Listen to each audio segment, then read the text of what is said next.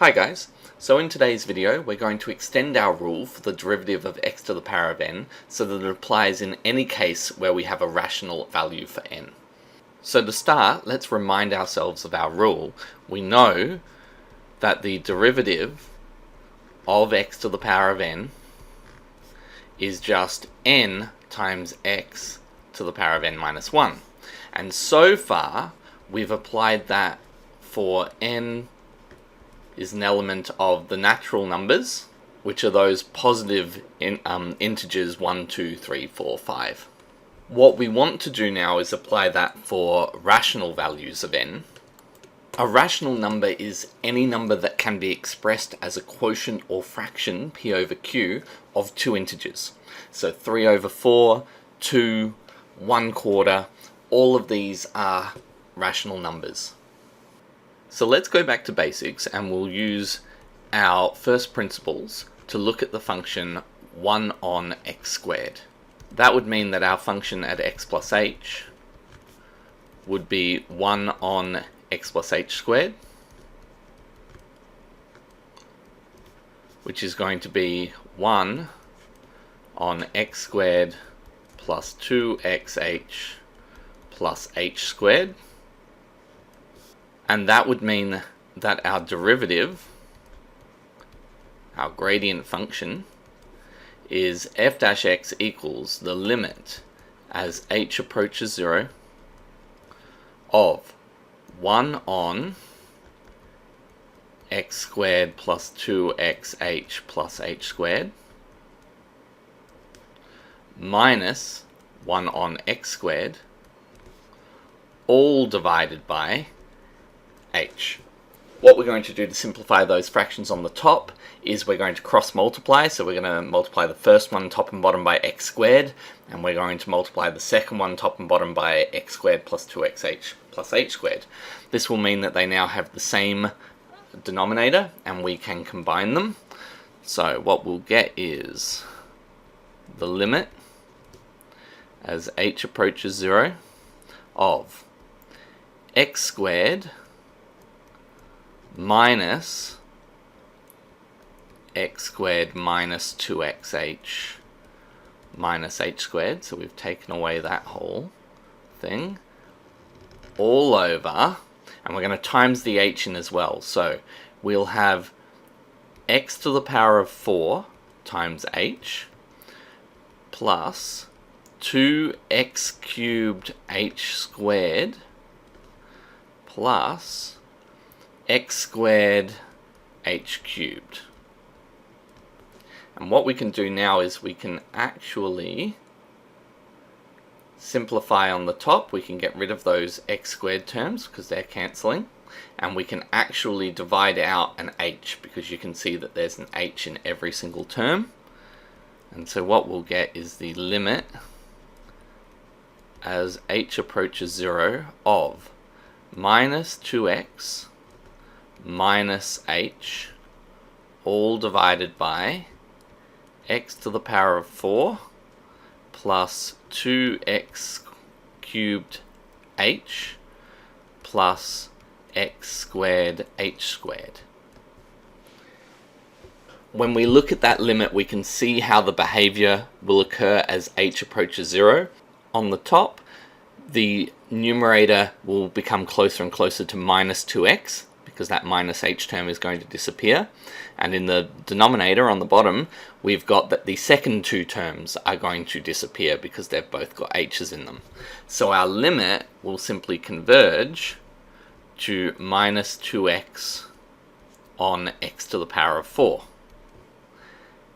And if we simplify that further, that's minus 2 on x to the power of 3. Now let's take a look at both the original function and the answer. So if we've got f of x equals 1 on x squared, then if we remember back to our index laws, we know that that can be written as x to the power of negative 2. And if we look at our answer, f dash x, the derivative, we have that it's negative 2 on x cubed. Again, if we rewrite that using our index laws, what we've got is negative 2 x to the power of negative 3.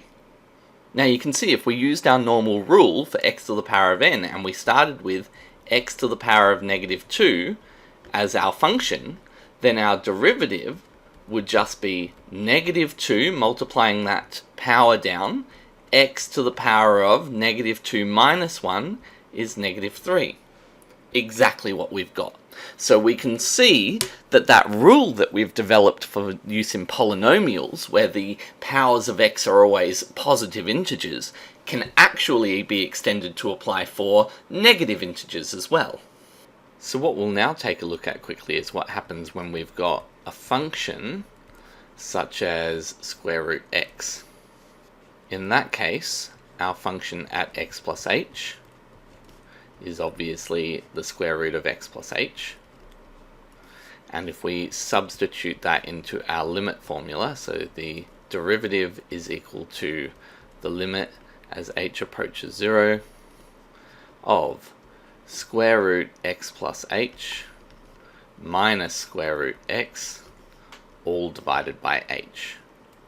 What we're going to do is we're going to multiply top and bottom by square root x plus h plus square root x divided by square root x plus h plus square root x. And the reason we've chosen this to multiply by is, if you remember, a plus b times a minus b is just going to be a squared minus b squared.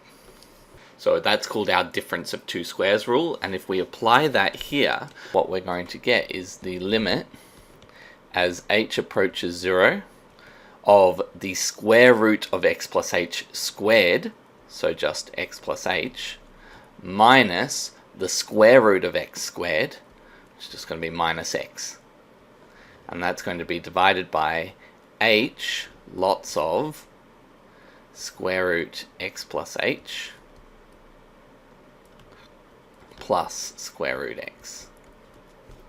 On the top, all we've got is h, and we've got an h on the bottom, so that can be cancelled, and our limit simplifies to the limit as h approaches 0 of 1 on square root x plus h plus square root x.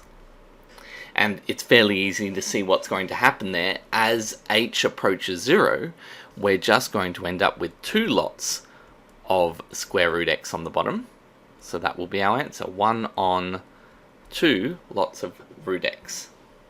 If we do the same thing that we did with the last one, so we go back and we look at our original function, which was f of x equals square root x, and using our index laws rewriting that as x to the power of 1/2, then according to our rule, what we would do is we would have a derivative f dash x equal to half x. Now if you take 1/2 and you minus 1, you get negative 1/2, or 1 on 2 root x, because we've got x to the power of negative half, which is 1 on square root of x.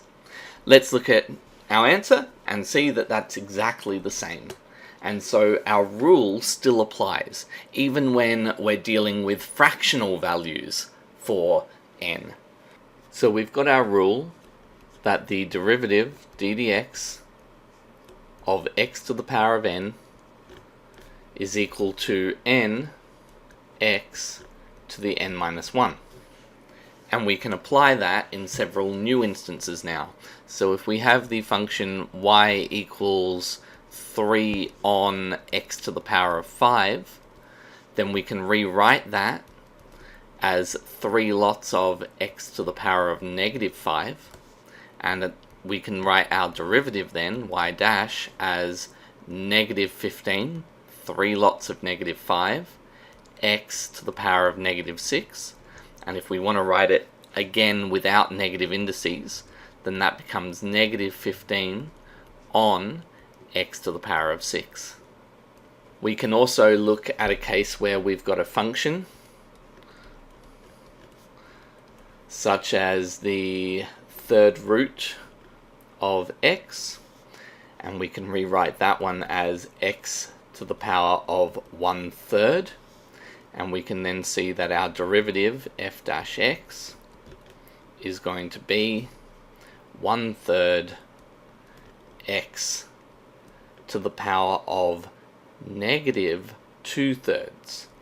And that's an interesting one because we've got 1/3 take away 1, and so what we're going to have there is that that's going to be 1 on 3 lots of x to the power of 2/3, and we know that x to the power of 2/3 is x squared root 3. Finally, if we have a function y equals x to the power of, say, 2/5, then we can write the derivative dy dx as 2/5 x to the negative 3/5. And that's going to be 2 on 5 lots of x to the power of 3 and the 5th root of that. So as we've now seen, we can use this rule that we've previously developed for much more than just positive integer values of n. We can have x to the power of any rational number, any number that is either a positive or negative integer, or the fraction of two integer numbers.